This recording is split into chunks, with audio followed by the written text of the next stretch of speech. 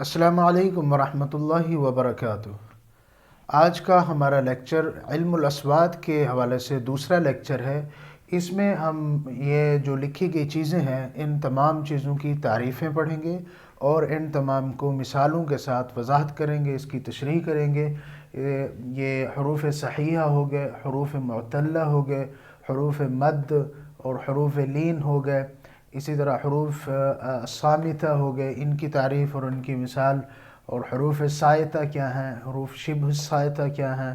اسی طرح حروف لین اور حروف مد میں فرق کریں گے، کیونکہ حروف لین اور حروف مدہ تقریباً ایک جیسے ہیں، الف واو یا، تو ان میں کیا فرق ہے، یہ تمام چیزیں آج کے اس لیکچر میں پڑھیں گے۔ آئیے کتاب کے اوپر پڑھتے ہیں، وہاں پہ ان کی تعریفات وغیرہ سمجھتے ہیں اور ان کی مثالیں۔ بسم اللہ الرحمن الرحیم۔ کل ہم نے علم الاصوات کے باب میں سوال نمبر 13 تک علم الاصوات التاریخی تک پڑھا تھا۔ آج ہم شروع کریں گے سوال نمبر 14 سے۔ جعل الخلیل معجمہ مرتبا حسب مخارج الحروف مبتدئا بالحلق۔ یہاں پہ یہ بتایا جا رہا ہے کہ الخلیل بن احمد الفراہیدی علم العروض اور علم اللغہ کے حوالے سے یہ بہت بڑے ادیب تھے۔ انہیں عبقری اللغہ کا لقب دیا گیا ہے۔ ان کی ولادت ہوئی ہے 100 ہجری میں اور انہوں نے 173 ہجری میں وفات پائی ہے۔ تو انہوں نے ایک کتاب لکھی ہے معجم العین کے نام سے، کتاب العین اس کا نام ہے، اسے ڈکشنری یا معجم بھی کہتے ہیں، جس میں انہوں نے یہ مخارج اور حروف کے حوالے سے بات کی ہے۔ تو یہ یہاں پہ سوال کیا جا رہا ہے کہ خلیل بن احمد الفراہیدی نے جو اپنی معجم کو ترتیب دی ہے اپنی کتاب کو، تو حسب مخارج الحروف، وہ حروف کے مخارج کے اعتبار سے اس کو ترتیب دی ہے، اور انہوں نے ابتدا کی ہے الحلق، یعنی گلا جو ہے، حلق انسان کے اندر ایک عضو ہے، وہاں سے انہوں نے اس کو سٹارٹ کیا ہے۔ اس کے بعد ہے الخلیل یرى ان الحمزۃ تخرج من اقصى الحلق، کہ خلیل بن احمد الفراہیدی جو تھے، ان کی رائے یہ ہے کہ حمزہ کا مخرج جو ہے وہ حلق کا آخری حصہ ہے، یعنی گلے کا آخری حصہ جو ہے اقصى الحلق، وہاں سے ہم حمزہ نکالتے ہیں۔ یہ حروف تہجی میں سے ایک حرف جو ہے حمزہ، اس کے بارے میں بات ہو رہی ہے کہ اس کا مخرج جو ہے اقصى الحلق ہے۔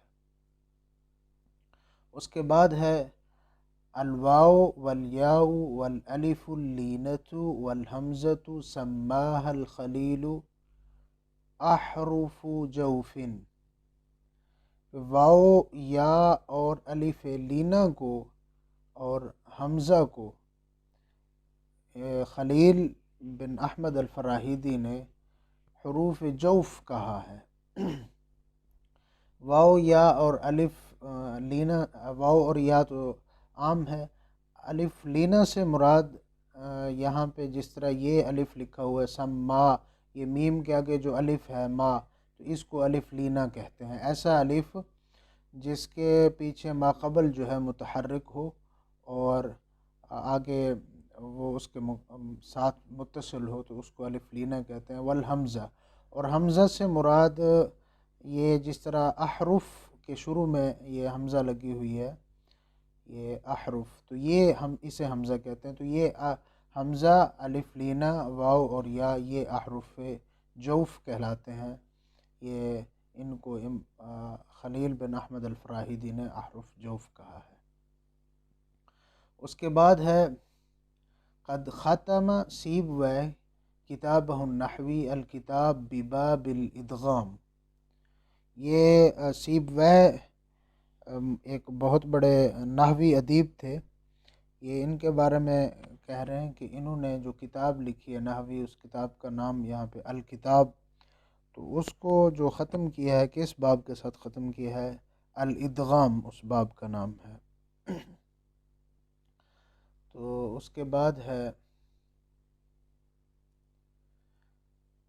قد خصص ابن جنی کتابہ سر صناعت الاعراب للدراسہ، کہ ابن جنی نے اپنی کتاب سر صناعت الاعراب کو مخصوص کیا ہے کس دراسے کے لیے، کس اسٹڈی کے لیے. یہ ابن جنی ہے، اس کو ابن جنی وغیرہ پڑھتے ہیں، تو اس کا اصل تلفظ ابن جنی ہے. یہ ابو الفتح عثمان بن جنی المشہور جو تھے، ابن جنی کے نام سے مشہور تھے، ان کی کتاب ہے سر صناعت الاعراب. تو یہ کتاب کس موضوع پر ہے، کس اسٹڈی پر ہے؟ للدراسہ الصوتیہ. تو یہ صوتی دراسے کے اوپر یہ کتاب ہے ان کی، جس کو مخصوص کیا انہوں نے. اس کے بعد ہے ان البلاغیین قد تحدثوا عن الاصوات عند حدیثهم عن، یہاں پہ یہ رائٹ آنسر ہے فصاحت الکلمہ، عن فصاحت الکلمہ، کہ بلاغت کے جو بڑے مشاہیر ہیں، بلاغی جو ہیں، وہ قد تحدثوا عن الاصوات، انہوں نے اپنے آراء میں جب اصوات کے اوپر بات کی ہے، کبھی یہ جو علم الاصوات ہے اس کے اوپر بات کی ہے، یا اصوات کو جب انہوں نے ڈسکس کیا ہے عند حدیثہم عن فصاحت الکلمہ، تو انہوں نے اس کو فصاحت کلمہ کے ساتھ تعبیر دیا ہے، اور کلمے کی فصاحت کے ساتھ اس کو تعبیر کرتے ہوئے اس کے اوپر ڈسکس کی ہے، کہ بلاغت کے بڑے مشاہیر نے اس کے اوپر بات کی ہے عن الاصوات، اصوات کے بارے میں، عند حدیثہم، اپنے ڈسکشن کے دوران یا اپنی گفتگو کے دوران یا اپنی آراء اور تالیفات کے دوران اس کو فصاحت الکلمہ کہا ہے انہوں نے. اس کے بعد ہے قد زاد الجاحظ فی کتابہ البیان والتبیین من العنایۃ فی الدراسہ، کہ جاحظ نے اپنی کتاب البیان والتبیین، یہ جاحظ یہ ادیب تھے، ان کے بارے میں ہم پیچھے پڑھ چکے ہیں، کہ انہوں نے اپنی کتاب البیان والتبیین میں من العنایۃ فی الدراسہ، کہ دراسہ کا، کس دراسہ کا انہوں نے اہتمام کیا اپنی کتاب البیان والتبیین میں، تو اس کا رائٹ آنسر ہے الصوتیہ، صوتی دراسہ کے بارے میں انہوں نے اہتمام کیا اپنی کتاب کے اندر البیان والتبیین میں. اس کے بعد ہے ان الفلاسفۃ قد تحدث بعضهم عن علم الاصوات کابن سینا فی کتابہ.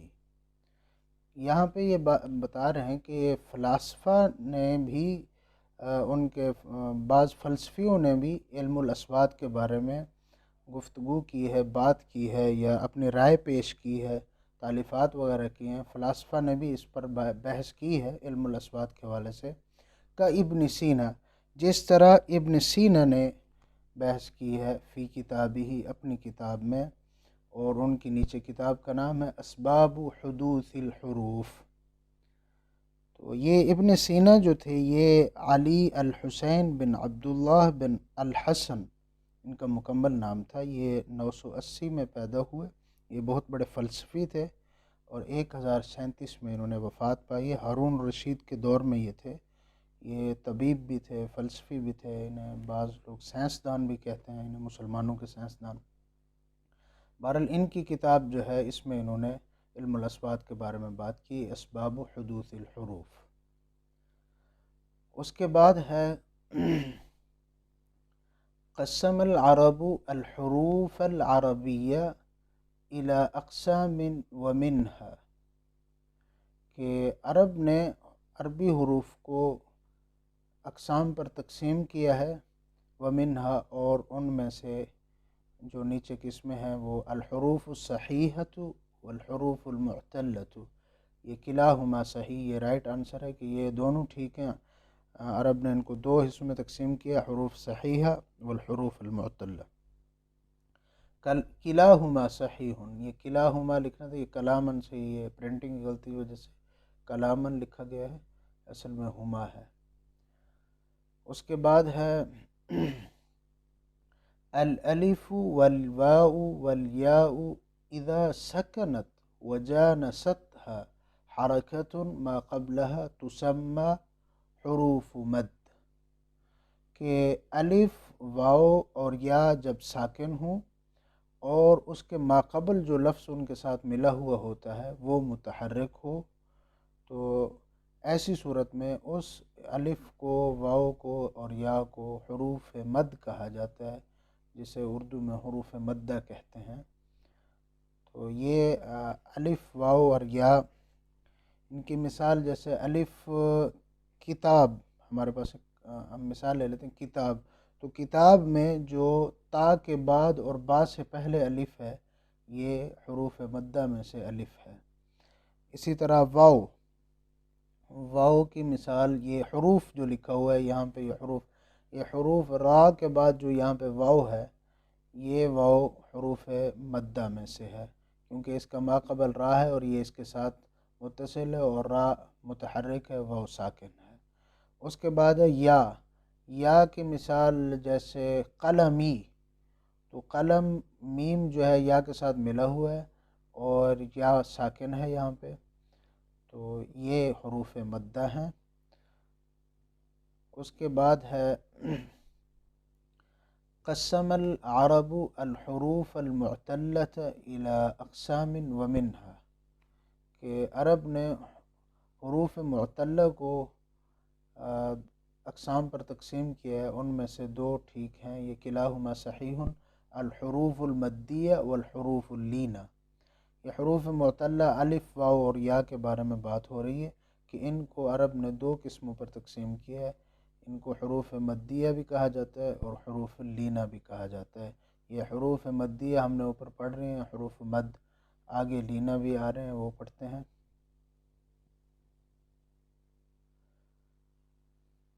جی، یہ اس کے بعد ہے کہ الواو والیا اذ سکنت بعد غیر ما یجانسها او كانت متحرکتا تسمى حروف لین۔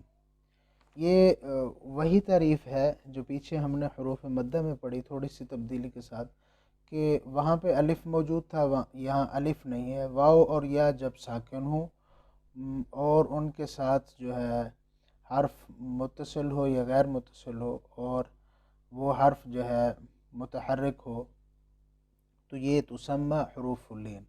اب جب یہ دونوں ایک جیسے ہیں، یعنی ان کے پچھلا ماقبل حرف جو ہے واو اور یا کا ماقبل حرف متصل ہو یا غیر متصل ہو، وہ متحرک ہو، اور یہ جو ہے ساکن ہوں دونوں، تو اس کو حروف لین کہتے ہیں۔ تو یہی تعریف تو ہم نے پیچھے حروف مدہ میں بھی پڑھی ہے کہ وہ بھی متصل ہوتے ہیں اور وہاں پہ الف بھی موجود ہوتا ہے، صرف یہ فرق ہے۔ تو پھر یہ حروف لین اور حروف مد میں واو اور یا کی صورت میں ہم فرق کیسے کریں گے؟ تو یہاں پہ تھوڑا سا فرق ہے کہ حروف مد جو ہیں ان کے اندر الف واو اور یا کی جو حرکت ہوتی ہے، ماقبل کے اوپر جو حرکت ہوتی ہے وہ اس کے موافق ہوتی ہے حرکت۔ جس طرح ہم نے مثال پیچھے پڑھی ہے کتاب، تو کتاب میں پیچھے جو لفظ تھا تا کے اوپر وہاں پہ فتح تھی، وہ الف کے ساتھ موافقت رکھتی ہے، تو وہ حروف مدہ ہو گیا۔ اسی طرح ہم نے وہاں پہ مثال پڑھی ہے حروف میں بھی را کے اوپر پیش ہے، آگے واو اس کے ساتھ مطابقت رکھتی ہے، قلمی میم کے نیچے زیر ہے، آگے یا بھی اس کے ساتھ مطابقت رکھتی ہے۔ لیکن ان میں یہ ہے کہ حروف لین میں یہاں پہ حرکت جو ہے اس کے ساتھ مطابقت نہیں رکھتی حروف لین۔ جیسے مثال کے طور پہ واو کی مثال ہم لے لیتے ہیں، قول۔ اب قول جو ہے قاف کے اوپر فتح ہے، آگے واو جو ہے ساکن ہے، اگر یہ قول ہوتا تو پھر یہ حروف مدہ کہلاتا، اب قول ہے تو حروف لین ہے یہ۔ اسی طرح نوم، قول، یہ۔ اور یا کی مثال جیسے قریش، اب یہ قریش ہے، را کے اوپر یہاں پہ زبر ہے تو اس کے بعد یہ یا ہے، اگر یہ قریش ہوتا تو پھر یہ حروف مدہ ہوتا، اب یہ حروف لین ہے کیونکہ یہ قریش ہے، اس کے پیچھے حرکت تو ہے لیکن وہ مطابقت نہیں رکھتی۔ جب مطابقت نہیں رکھتی تو حروف لین ہے، مطابقت رکھتی ہے تو حروف مدہ ہے۔ تو یہ اس کی تفصیل تھی حروف لین اور حروف مدہ میں۔ اس کے بعد ہے تسمى الحروف الصحیحۃ بالاصوات الصامتہ،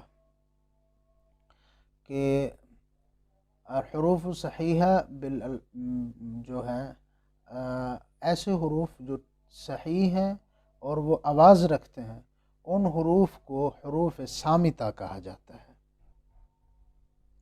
کیا مطلب؟ یہاں انگلش میں اس کو سائلنٹ حروف بھی کہتے ہیں۔ تو یہ اصل میں معتلہ حروف جو ہیں، الف واو اور یا کے علاوہ یہ جو باقی حروف صحیح ہیں، یہ سارے حروف صامتہ ہیں، با تا ثا۔ صامت کا ویسا مطلب ہوتا ہے خاموش، لیکن یہاں پہ یہ مطلب کیوں لیا گیا ہے، اس کو صامت کیوں کہا گیا ہے؟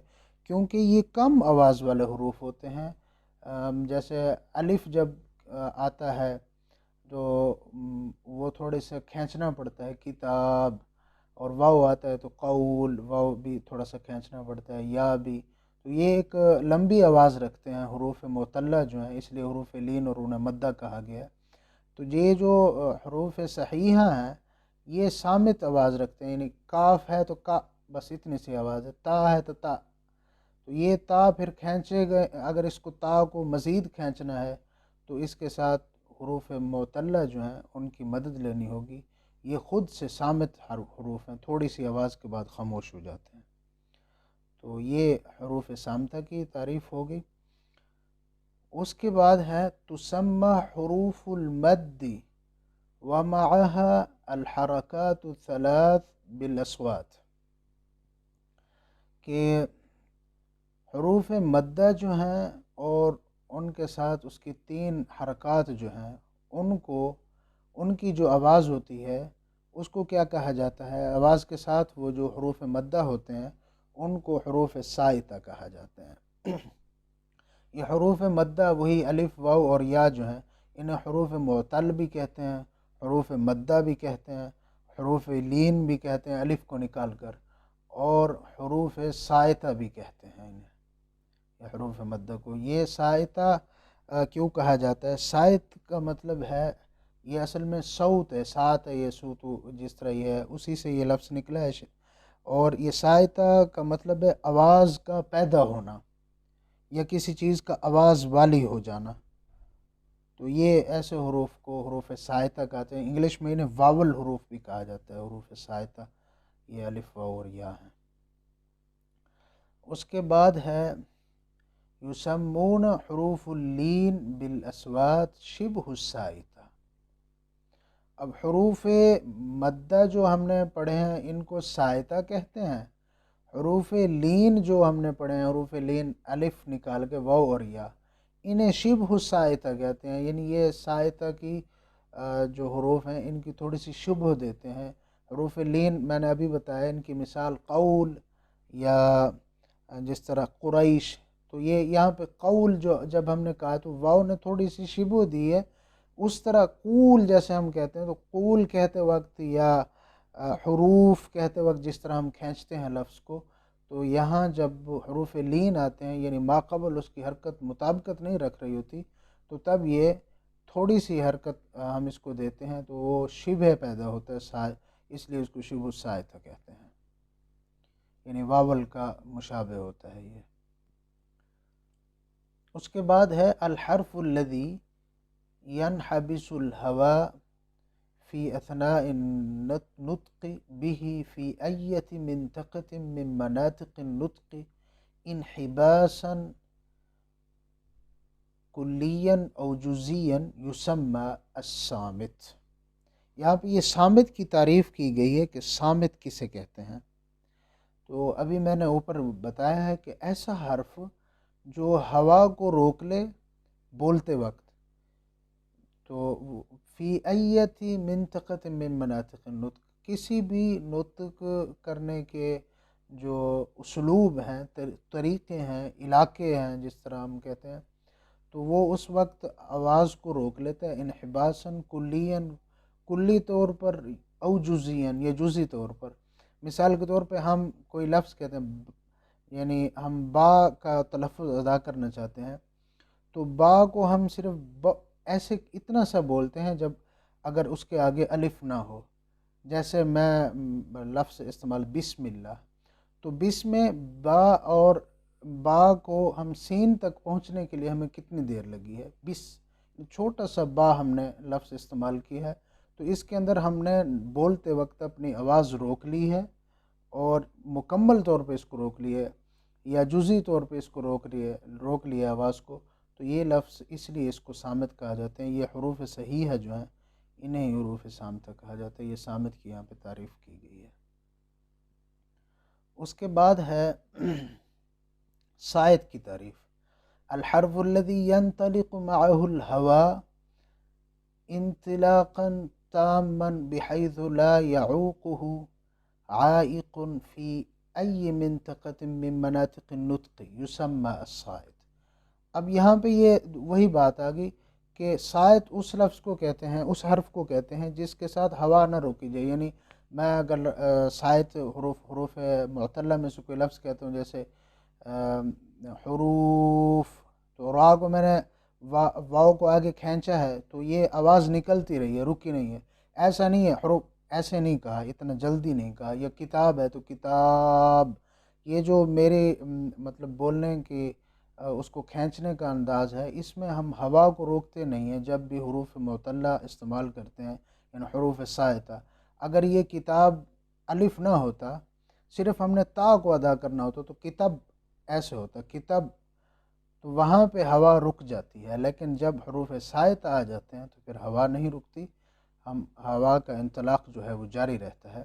ينطلق معه الهواء انطلاقا تاما، مکمل ہوا جاری رہتی ہے۔ بحيث لا يعوق عائق، اس اعتبار سے کہ اسے کوئی روکنے والی، منع کرنے والی چیز منع نہیں کرتی۔ فی ای منطقۃ من مناطق النطق، کے نطق کے کسی بھی اسلوب میں، کسی بھی طریقے میں، ایسے حرف کو حرف صائت کہتے ہیں۔ اس کے بعد ہے الحرف الذی لا ينحبس معه الهواء لا جزيا ولا كليا ولا ينطلق انطلاقا تاما فمجراه فيه ضيق لا يصل إلى درجة الانحباس يسمى شبه الصائت۔ شبہ صائت میں پہلے بتا چکا ہوں کہ جو صائت کی شبہ رکھتا ہو، شبہ صائت جیسے ہم پیچھے پڑھ چکے ہیں، مثال ہمارے پاس موجود تھی کہ جیسے قول، یہ قول یا قریش، یہ حروف لین ہیں، یہی حروف لین ہی شبہ الصائت کہلاتا ہے۔ تو اس کی پہلے ہم تعریف سمجھ لیتے ہیں، پھر مثال کو سمجھیں گے کہ ایسا حرف جو ہوا کو جزئی یا کلی طور پر نہ روکے، ولا ينطلق انطلاقا تاما، اور نہ ہی ہوا مکمل نکل سکے، جزوی طور پہ یا کلی طور پہ ہوا کو روکتا بھی نہیں ہے اور ہوا کو مکمل نکلنے بھی نہیں دیتا، یہ ایسا حرف ہے۔ فمجراہ فیہ ضیق، کہ اس کے جو نکلنے کی جگہ ہے، اس کی جاری ہونے کی جو جگہ ہے وہ تنگ ہے۔ لا یصل الی درجۃ الانحباس، لیکن وہ تنگ ہونے کے باوجود ایسی نہیں ہے کہ وہ اس درجے کو پہنچ جائے کہ ہوا مکمل رک جائے۔ یسمى شبہ الصائت، ایسے حرف کو شبہ الصائت کہا جاتا ہے۔ وہ اس کی مثال قول یا نوم۔ اب یہاں پہ یہ جو واو ہے یہ مکمل طور پہ حروف علت کی طرح کھینچا بھی نہیں جا رہا کہ جیسے ہم کہیں نوم، حروف، اس طرح کھینچ بھی نہیں رہے اس کو، اور ایسا بھی نہیں ہے کہ ہم اس کو با یا تا کی طرح بس کہہ کر، یعنی تھوڑا سا لفظ اس کا ادا کر کے آگے چلے جائیں، بلکہ تھوڑا سا اس کو کھینچتے ہیں، تھوڑا سا اس کو کم کرتے ہیں، جس طرح با میں یا تا میں حروف صحیحہ میں استعمال ہوتا ہے قول۔ اب یہاں پہ یہ قو، یہ زبر سے زیادہ اس کو واو اور زبر، یعنی پیچھے زبر ہے قاف کے اوپر اور واو بھی اس کے اندر استعمال ہو رہا ہے، تو یہ واو جو ہے یہ حروف لین ہے، تو یہ تھوڑا سا شبہ پیدا کر رہا ہے اس کا، حروف لین کا، یہ صائت حروف جو ہیں اپنا حروف مدہ کا، جیسے حروف کھینچتے وقت، یا نوم، اس کی مثال یہ ہوگی۔ علم الاسواد کے حوالے سے اگر آپ کو یہ لیکچر مفید لگا ہے، ویڈیو کو لائک کریں، شیئر کریں اور چینل کو سبسکرائب کریں۔